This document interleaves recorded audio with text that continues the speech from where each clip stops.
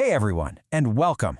In this explainer, we're diving into something really important, a question that gets right to the heart of what it means to be both a citizen and a soldier in a democracy.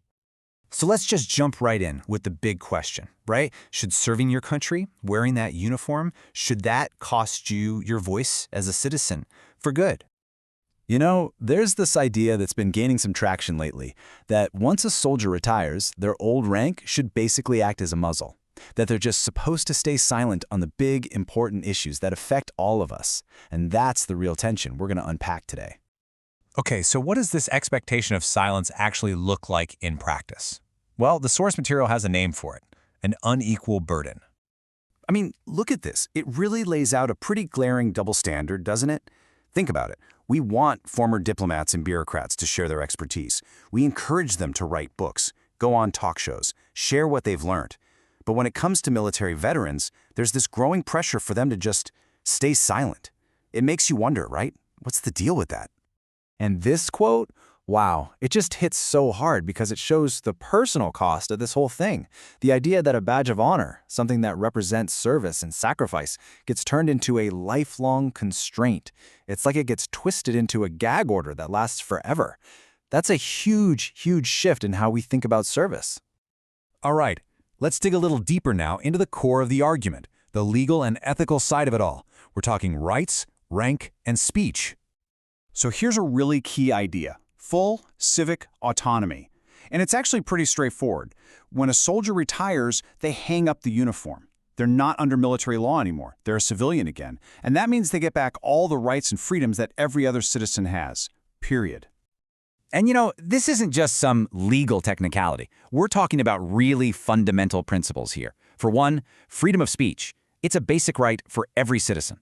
But it's even bigger than that. Philosophers like Mill and Arendt have argued for ages that a healthy democracy needs dissent. It needs different points of view to survive and to get better. It's not just something we tolerate. It's the lifeblood of the whole system.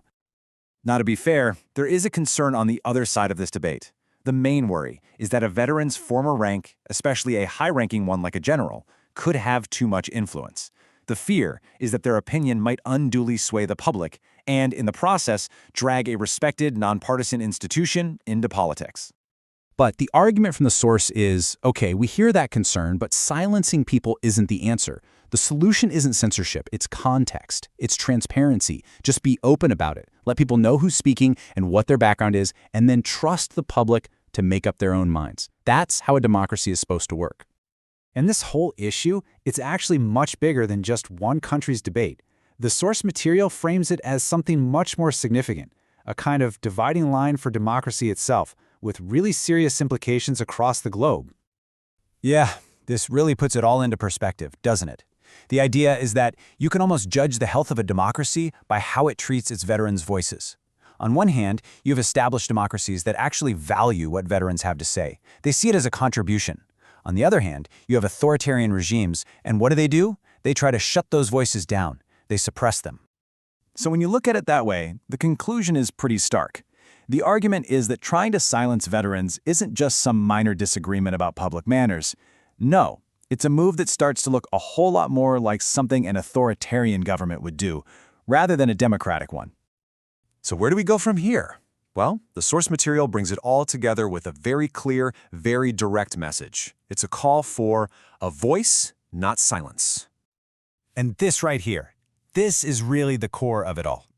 To silence former soldiers is to fundamentally misread democracy itself. It suggests that the whole push for silence is based on a deep misunderstanding of how a healthy, open society is supposed to function. And it all builds to this final, really powerful idea. Their voices, shaped by service and sacrifice, aren't something to be afraid of or shut down. No, they're something that deserves to be heard. They deserve our respect. So we've walked through the whole argument, right? How silencing veterans can be seen as an unfair burden, a deep misunderstanding of democracy, and maybe even a slide toward authoritarianism. And that leaves us with one last question, a really important one for all of us to think about. What is actually lost? What does our society lose when these voices go silent?